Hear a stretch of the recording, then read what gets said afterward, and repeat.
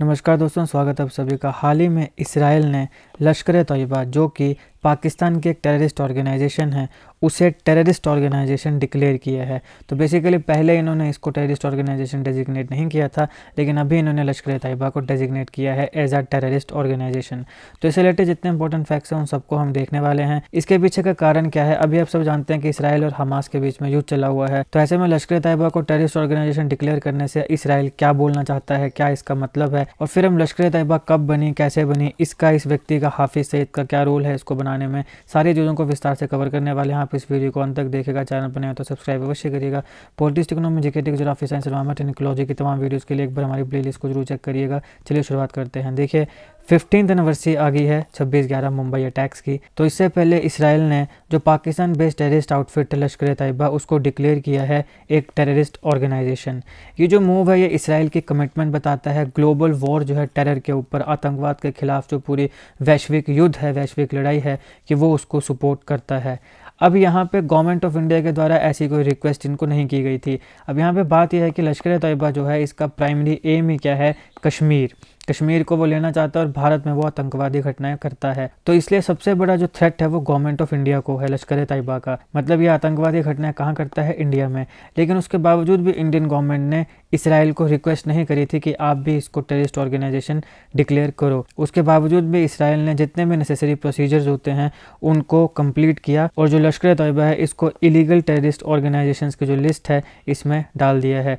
तो ये इसराइल की कमिटमेंट बताता है कि ग्लोबल वॉर जो है टेरर के खिलाफ, आतंकवाद के खिलाफ, हम उसका समर्थन करते हैं। अब इसके पीछे का सबसे बड़ा कारण है कि ये भी है कि इसराइल भारत से भी अर्ज कर रहा है, भारत से भी मांग कर रहा है कि वो हमास को बैन कर दें और हमास को वो टेररिस्ट ऑर्गेनाइजेशन डिक्लेयर कर दें। हालांकि न्यू दिल्ली मतलब हमारी सरकार ने इसके लिए कोई भी अभी तक स्टेप नहीं उठाया है। इसराइल के जो एम्बेसडर है इंडिया में, नाओर गिलोन, उन्होंने दिल्ली को मीडिया में इन्फॉर्म करते हुए कहा कि इसराइल जो है वो लश्कर-ए-तोयबा को एक बहुत ही डेडली और एक आतंकवादी ऑर्गेनाइजेशन, टेररिस्ट ऑर्गेनाइजेशन जो है वो मानता है और इसीलिए हमने इसको बैन किया है।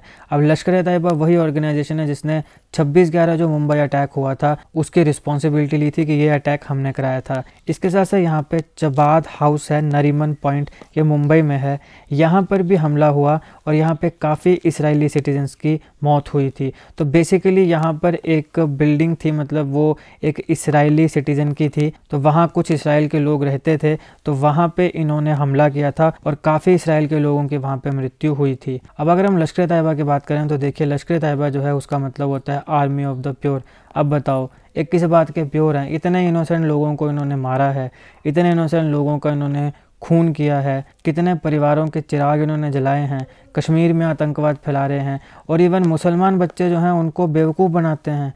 उनको बोलते हैं कि 72 हूरें मिल जाएंगी, उनको पैसे दिए जाते हैं, उनको बरगलाया जाता है, उनको हिंदुओं के खिलाफ उनके दिमाग में जहर घोला जाता है, उनको आतंकवादी बना दिया जाता है। छोटे छोटे बच्चे जिनके पास बेचारों को कोई पर्सपेक्टिव ही नहीं है, जिनको कोई पता ही नहीं है, उनको भड़काया जाता है, उनको ट्रेन किया जाता है और आतंकवादी बना दिया जाता है। तो एक इस बात के प्योर हैं, एक कोई प्योर नहीं है, मगर नाम का मतलब जो है वो यही है, Lashkar-e-Taiba army of the pure. लश्कर का मतलब ही होता है आर्मी, तो army of the pure Lashkar-e-Taiba. ये एक Pakistan based militant Islamist Salafi jihadist organisation है और इसको पाकिस्तान में काफ़ी पावरफुल जिहादी ग्रुप भी माना जाता है। अब यहाँ पे पाकिस्तान में ये पावरफुल इसलिए है क्योंकि इसकी आर्मी के साथ भी बढ़िया बनती है, इसकी पॉलिटिशियंस के साथ भी बढ़िया बनती है और इसके पास पैसा भी बतेरा है। ये जो ऑर्गेनाइजेशन है इसका प्राइमरी ऑब्जेक्टिव क्या है कि जो कश्मीर है उसको पाकिस्तान के साथ मर्ज करना। लेकिन ये कोई इसका मेन ऑब्जेक्टिव नहीं है। इसका पहला ऑब्जेक्टिव ये आता है कि कश्मीर जो है उसको पाकिस्तान के साथ मिलाया जाए और उसके बाद कश्मीर जो है उसको बेस कैंप बनाया जाए भारत के खिलाफ जिहाद करने के लिए, और फिर धीरे धीरे पूरे भारत में जिहाद फैलाया जाए और पूरे भारत का इस्लामीकरण किया जाए। बेसिकली गज़वा-ए-हिंद जो है वो किया जाए। तो अल्टीमेट गोल जो है इसका वो गज़वा-ए-हिंद है। लेकिन उससे पहले कश्मीर को वो पाकिस्तान के साथ मर्ज करके उसको एक टेररिस्ट लॉन्च पैड जो है उसको बनाना चाहता है। इसको 1985-86 में बनाया था। इसके बनाने के पीछे 3 लोग थे, हाफिज़ सईद, ज़फ़र इकबाल और शहबाज अब्दुल्ला आज़म। इसमें से जो हाफिज़ सईद है वो तो इंडिया में भी काफ़ी फेमस है, इसका नाम आपने काफ़ी बार सुना होगा। अब यहाँ सवाल है कि इतनी बड़ी ऑर्गेनाइजेशन ये खड़ी कैसे हुई। ऑब्वियसली इसको बनाने में लिए बहुत ज़्यादा पैसा चाहिए, तो पैसा कहाँ से आया। तो बेसिकली इसको ओसामा बिन लादेन जो था, जिसको बाद में अमेरिका ने मार दिया था, उसने फंड किया था। उस समय जिस समय सोवियत अफ़गान वॉर चल रहा था। तो सोवियत अफ़गान वॉर था, इस समय ओसामा बिन लादेन ने हाफिज़ सईद को और बाकी ये दो जो हैं इनको फ़ंड किया था, और उस फंडिंग की मदद से 85-86 में ये एक टेररिस्ट ऑर्गेनाइजेशन खड़ी हुई। अब यहाँ पे कई और भी एफिलिएटेड ऑर्गेनाइजेशन हैं जो इसके साथ आइडियोलॉजिकली इंक्लाइन हैं और सेम मोटिवेशन रखती हैं, जिसमें आता है मिली मुस्लिम लीग जो कि एक पॉलिटिकल पार्टी है, जमात उद दावा JUD जो कि एक चैरिटी विंग है, उसको बाद में LET लश्कर तैयबा के साथ इमर्ज कर दिया गया था। अब इनका जैसे मैंने बताया ब्रॉडर गोल क्या है कि एक बार जैसे हम कश्मीर को लिबरेट कर देते हैं और कश्मीर को पाकिस्तान के साथ जोड़ देंगे, ये इसको कश्मीर को अपने बेस की तरह यूज़ करेंगे अपने ऑपरेशंस के लिए, पूरे भारत को कॉन्कर करने के लिए, और जो मुस्लिम रूल है उसको दोबारा इंडियन सब कॉन्टिनेंट में लाने के लिए। तो इसलिए कश्मीरियों से इनको कोई प्रेम नहीं है, इनको कश्मीरी लोगों से कोई प्यार नहीं है, इनको बस वो जगह चाहिए ताकि उसको टेररिस्ट बेस की तरह यूज़ किया जाए और वहाँ से फिर भारत में बाकी क्षेत्रों में आतंकवादी घटनाएं फैलाई जाएं और गज़वा हिंद किया जाए। तो कश्मीरी भाई बहन जो हैं वो इस बात को समझते हैं, इसीलिए कश्मीरी भाई बहन जो हैं वो देशभक्त हैं, वो भारत की जो मेन स्ट्रीम हमारा भारत है उसके साथ जुड़ रहे हैं, वो कम्प्लीटली इस आतंकवाद को त्याग रहे हैं, वो इसका समर्थन नहीं कर रहे हैं। Lashkar Taiba 3 countries United States, India और इसराइल, इन तीनों को अपना एनिमी मानता है, इस्लाम का एनिमी मानता है। अब देखो इंडिया में तो मुसलमानों को पूरा अधिकार है, ठीक है। अब US और इसराइल की क्या चीज़ें हैं उनमें हम नहीं जाएंगे, हम भारतीय हैं और यहाँ पे हम कह सकते हैं कि भारत में मुसलमानों को पूरे अधिकार हैं। इतने अधिकार तुम अपने देश में पाकिस्तान में शियाओं को भी नहीं है, शियाओं को वहाँ मारा जाता है, अहमदियों को वहाँ मारा जाता है, लेकिन हमारे भारत में मुस्लिम जो है उसके साथ कोई डिस्क्रिमिनेशन नहीं हो रही है।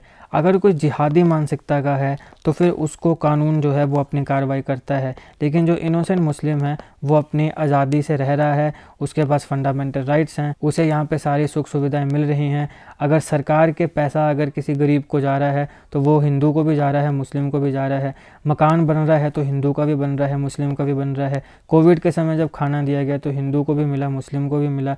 जितनी भी स्कीम्स हैं वो हिंदुओं को भी मिल रही हैं, मुस्लिम्स को भी मिल रही हैं। तुम्हारी तरह पाकिस्तान की तरह नहीं है, वहाँ पे हिंदू और सिखों को तो आए दिन मारा जा रहा है। अभी 3 दिन पहले ही वहाँ पर एक हिंगलाज माता मंदिर को डिस्ट्रॉय किया गया, लेकिन बाकी तो छोड़ो, तुम शियाओं और अहमदियों को भी मुस्लिम नहीं मानते हो, तुम इनको भी मारते हो, इनके ऊपर भी अत्याचार करते हो।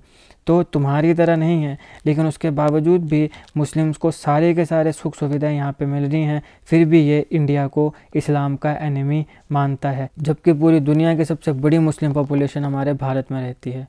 तो उसके बावजूद भी ये हमें अपना एनिमी मानते हैं। तो हमारे देश के जो मुसलमान भाई बहन हैं वो इनका विरोध करते हैं, और जो नहीं करते हैं वो भी करें, क्योंकि आपको यहाँ पे पूरी सुख सुविधाएं मिल रही हैं जो कि शियाओं को नहीं मिल रही हैं, अहमदियों को नहीं मिल रही हैं पाकिस्तान में, और ना सिखों और हिंदुओं को और क्रिश्चियंस को मिल रही हैं। सिख, हिंदू और क्रिश्चियन तो छोड़ ही दो, इन बेचारों को तो कुछ मिल ही नहीं रहा है, लेकिन अहमदी और शियाओं को भी कुछ नहीं मिल रहा है। जबकि यहाँ पे तुम्हारे पास डेमोक्रेटिक राइट है, तुम पॉलिटिक्स में एक्टिव हो, तुम्हें सारी स्कीम्स का फ़ायदा मिल रहा है, सब कुछ मिल रहा है। अगर किसी की जिहादी मानसिकता है, कोई अगर आतंकवाद वाली बातें करता है तो उसके ऊपर ही कार्रवाई होती है। जो हमारा नॉर्मल मुसलमान भाई बहन है वो बिल्कुल आज़ादी से अपना धर्म प्रैक्टिस कर रहा है। तुम्हें फंडामेंटल राइट है कि तुम अपना धर्म मान सकते हो, उसका प्रचार प्रसार कर सकते हो, और तुम इंडिपेंडेंटली फ्रीडम के साथ रह रहे हो। इसलिए हमारे मुसलमान भाई बहन जो हैं वो इस प्रकार की जितनी भी ऑर्गेनाइजेशन है उनका विरोध करते आए हैं और आगे भी करते रहेंगे। यही हमारे भारत की ताकत है। अब यहाँ पे इम्पॉर्टेंट है कि लश्कर तैयबा जो है इसको अफ़गानिस्तान के कुनार प्रोविंस में बनाया गया था। इसके काफ़ी ट्रेनिंग कैंप्स आपको north western frontier province NWFP में देखने को मिलेंगे, और अभी उन्होंने अपने काफ़ी ट्रेनिंग कैंप जो हैं उनको POJK, पाकिस्तान ऑक्युपाइड जम्मू कश्मीर, कश्मीर का वो एरिया जो पाकिस्तान ने इलीगली ऑक्युपाई करके रखा है, इसीलिए यहाँ पे ऑक्युपाइड आया। अब जो भारत वाला कश्मीर है उसको हम इंडियन ऑक्युपाइड कश्मीर नहीं बोलते हैं, क्यों? क्योंकि वो हमारा अभिन्न अंग है। तुमने कभी इसको अभिन्न अंग माना ही नहीं। यही कारण है कि पाकिस्तान ऑक्युपाइड कश्मीर में जो लोग रहते हैं वो अब बोल उठे हैं कि हमें आज़ादी चाहिए, हम पाकिस्तान के साथ नहीं रहना चाहते हैं। तो आए दिन वहाँ पे प्रोटेस्ट हमें देखने को मिलते हैं, क्योंकि इन पाकिस्तानियों को और आतंकियों को वहाँ पे जो लोग रहते हैं उससे कोई लेना देना नहीं है, उनको उस जगह से लेना देना है ताकि वहाँ पे उसे एक ट्रेनिंग कैंप की तरह, बेस कैंप की तरह यूज़ किया जाए भारत के खिलाफ। तो पहले जो उनके ट्रेनिंग कैंप्स थे वो सिर्फ नॉर्थ वेस्ट फ्रंटियर प्रोविंस में ही थे, लेकिन बाद में फिर उन्होंने POJK पाकिस्तान ऑक्युपाइड जम्मू कश्मीर में भी शिफ्ट कर लिए। तो अभी वहाँ पर भी इनके काफ़ी ट्रेनिंग कैंप्स हैं, और जो सोल पर्पस है वो यही है कि टेररिज्म को बढ़ाया जाए भारत के कश्मीर में। तो अभी करंट अफेयर यही है कि इसराइल ने लश्कर तोयबा जो टेररिस्ट ऑर्गेनाइजेशन है उसको टेररिस्ट ऑर्गेनाइजेशन डेजिग्नेट किया है और बदले में इसराइल ये मांग कर रहा है, अर्ज कर रहा है कि जो हमास है उसको भारत टेररिस्ट ऑर्गेनाइजेशन डिक्लेयर करे। अब देखो इसराइल और हमास में युद्ध चल रहा है, 5000 से ज़्यादा रॉकेट्स को हमास ने इसराइल पे दागा। इसको मैंने अलग से एक वीडियो में कवर किया है। जितने भी रॉकेट्स दागे गए उसमें से मैक्सिमम को इंटरसेप्ट कर लिया गया। कारण था आयरन डोम सिस्टम। कैसे काम करता है इसको मैंने अलग से कवर किया है। हमास जो है, इसके साथ साथ एक और टेररिस्ट ऑर्गेनाइजेशन खबरों में थी, उसका नाम है हजबुल्ला। हमास को मैंने 5000 रॉकेट्स जो इसराइल के ऊपर दागे गए उसमें कवर किया है। हजबुल्ला का बर्थ कैसे हुआ उसको मैंने अलग से कवर किया है। इसराइल और पालेस्टीन के बीच में युद्ध का क्या इतिहास है उसको मैंने अलग से वीडियो में कवर किया है। इनके पीछे जो युद्ध का एक बड़ा कारण बना रहता है वो होता है अल अक्सा मॉस्क, उसका कंट्रोल, उसको मैंने अलग से कवर किया है। फिर इसराइल देश कैसे बना, जियोनिज्म का क्या मतलब है और कैसे इसकी स्टार्टिंग हुई, अमेरिका ने जियोनिस्ट जो कोर्स था वो कब उठाया, इसको मैंने कवर किया है। इसराइल देश कैसे बना उस वीडियो में। ये जितने भी वीडियोस मैंने आपको बताई इन सारों के लिंक आपको डिस्क्रिप्शन बॉक्स में मिल जाएंगे। इसके साथ साथ पैलेस्टीन देश कैसे बना, पैलेस्टीन जो है क्या वो एक धर्म के ऊपर बना या ज्योग्राफी के ऊपर बना, इसका इतिहास क्या है, इसको भी मैंने अच्छे से एक अलग वीडियो में कवर किया है। इन सारी वीडियोज़ के लिंक्स आपको मेरी डिस्क्रिप्शन बॉक्स में मिल जाएंगे। एक एक करके इन वीडियोज़ को जरूर देखेगा क्योंकि सारी चीज़ें काफ़ी खबरों में हैं। बाकी अगर आपको ये वीडियो अच्छी लगी तो लाइक करिएगा, शेयर करिएगा। Politics, economy, GK, geography, science, environment and ecology के तमाम वीडियोज़ के लिए एक बार हमारी प्लेलिस्ट को जरूर चेक करिएगा। जो मैंने आपको वीडियोज़ के लिंक्स बताए हैं वो सारे आपको डिस्क्रिप्शन बॉक्स में मिल जाएंगे, या फिर मैं एक नई प्लेलिस्ट अभी बनाने वाला हूँ इसराइल नाम से। तो अभी जब आप ये वीडियो देख रहे होंगे तो मेरे चैनल पर आपको वो प्लेलिस्ट मिल जाएगी। इसराइल नाम से वो प्लेलिस्ट होगी और उसमें सारे के सारे वीडियो जो मैंने उससे रिलेटेड कवर किए हैं वो आपको उस प्लेलिस्ट में मिल जाएंगे, उसको जरूर देखेगा। बाकी जीके टिप्स और करंट अफेयर्स के ऐसे वीडियोज़ के लिए हमारे चैनल को सब्सक्राइब करिएगा। आपका बहुत बहुत धन्यवाद।